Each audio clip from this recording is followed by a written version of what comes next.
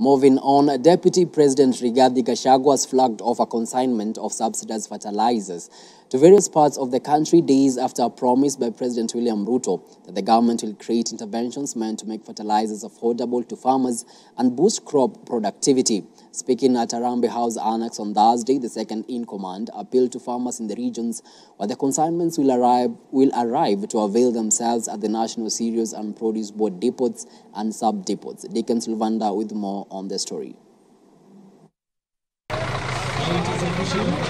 The first consignment of the 3.55 billion shilling subsidized fertilizer promised by the Kenya Kwanza government has been released to farmers in various parts of the country. The national government, through the Deputy President Rigathi Gachagua, flagged off the first consignment of 1.4 million bags of 50 kg DAP planting fertilizers to National Cereals and Produce Board's NCPB for farmers to buy at a subsidized prices. I'm happy to preside over today's flagging off of DAP subsidized fertilizer destined to various regions of Kenya as a strategic intervention to actualize the Kenya Kwanza promise of affordable farm inputs in our manifesto that was further communicated during our swearing in on Tuesday, 13 September 2022. The government, we are focused to increasing agricultural productivity that will lead to increased supply and eventually lower food prices due to the forces of supply and demand. This therefore necessitates the need to ensure that factors of production are affordable to farmers.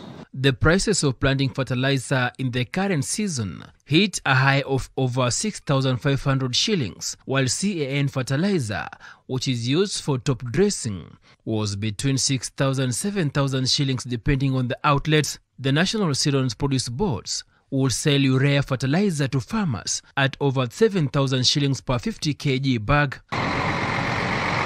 Under the subsidy program announced by President William Ruto in his inauguration speech on September 13th, DAP fertilizer will cost 3,500 shillings, CAN 2,875 shillings, urea 3,500 shillings, NPK 3,275 shillings, and sulfate of ammonia will cost 2,220 shillings. I appeal to farmers in the regions that are receiving the short rains to reach out to local National Cereals and Produce depots and sub-depots to access the required fertilizer. Finally, let me assure all farmers throughout the country that we are all private to all fertilizer requirements for the long rains season 2023. The government has commenced consultations with key actors and stakeholders to ensure quality, affordable, and accessible fertilizer that will be available to all farmers across our great nation. With those few comments, it is now my privilege and pleasure to officially unveil the fertilizer subsidy program.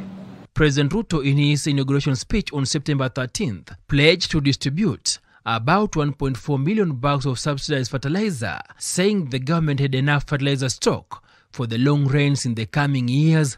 Deacon Sylvander, Hope TV News Watch.